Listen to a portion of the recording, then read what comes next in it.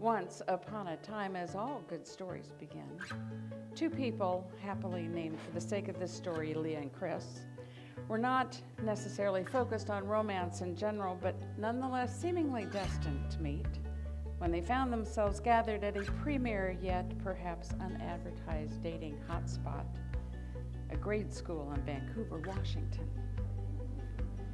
It was in 2008, and they only knew each other as one of the parents in their kids' elementary school classroom.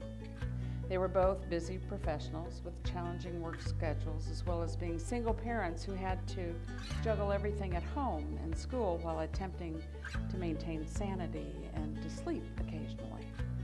Chris knew that Leah was Olivia's mom, and even though he was very attracted to her, it took him a while to ask her out. Sometimes he would turn his car around when he saw her pull into the school parking lot. But on the day he finally found the courage to ask her out, his knees were shaking so badly that he was positive she would notice, although she didn't. And that was their true beginning, because after their first date, they did everything together. Whatever they did together felt so completely natural.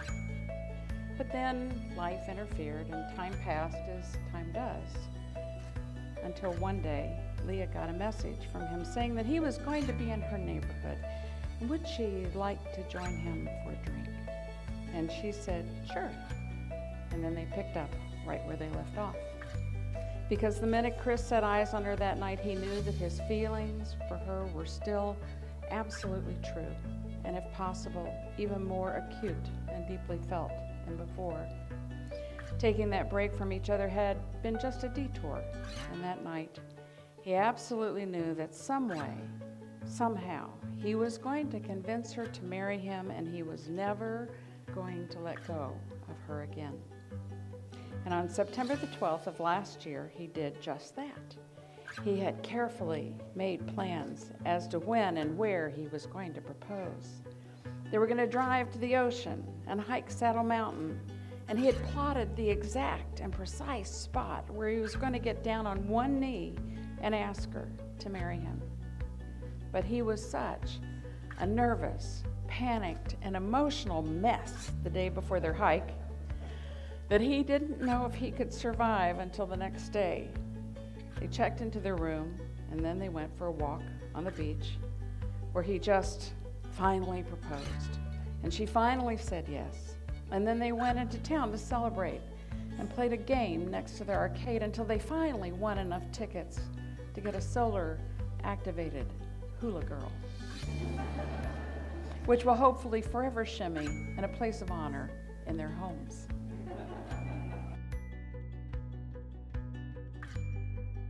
I vow to love you, I vow to love you, to be your best friend, to grow old with you, to not forget our independence, to appreciate our togetherness, to explore the world with you, to welcome us back home, to always see the glass half full even when you can't. to make sure you rinse out your glass properly and place it to the dishwasher. Promise. I vow to always be by your side, I vow to always be by your side, to never give up. to never ever give up. Will you be my wife? I will. Will you be my husband? Absolutely.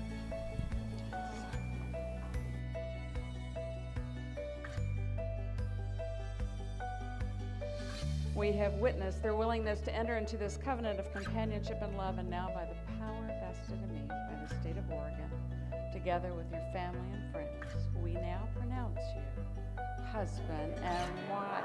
You may kiss your wife, you may kiss your husband. And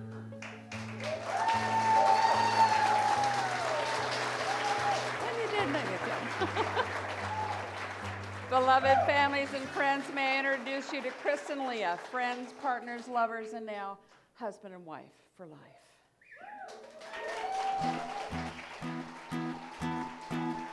When I wake up, yeah, I know I'm gonna be the man who wakes up next to you.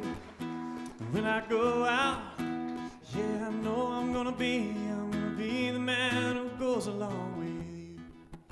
Oh, but I would walk 500 miles, and I would walk 500 more just to be the man who walks 1,000 miles.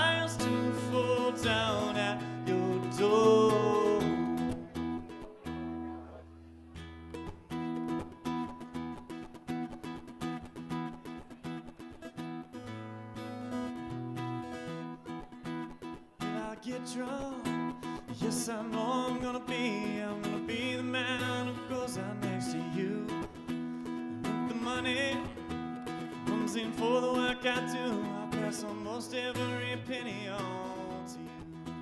When I come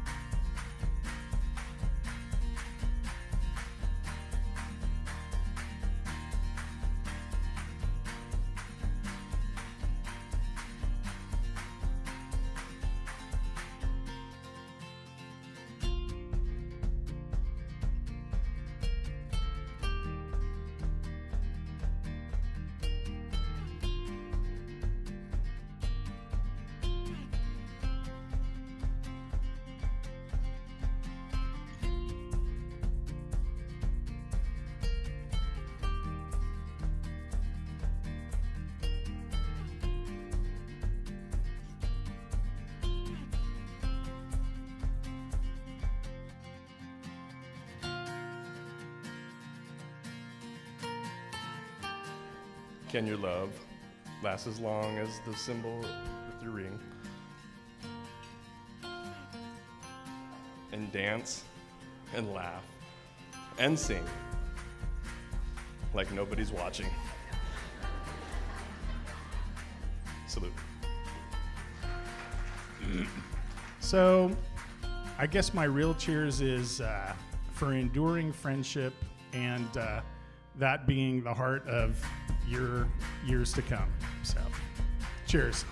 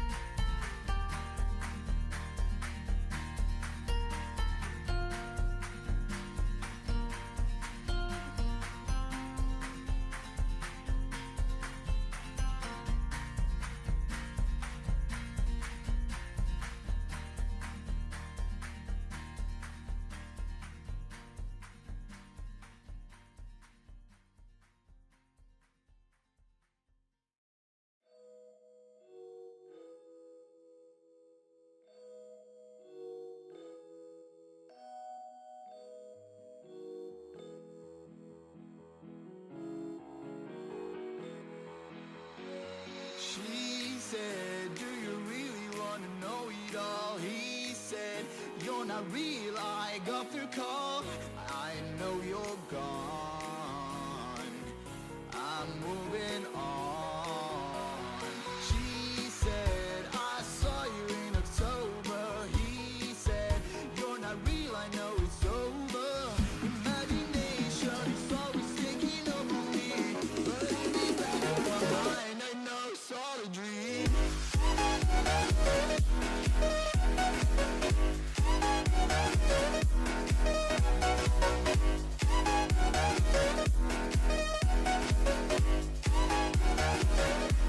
It's all a dream.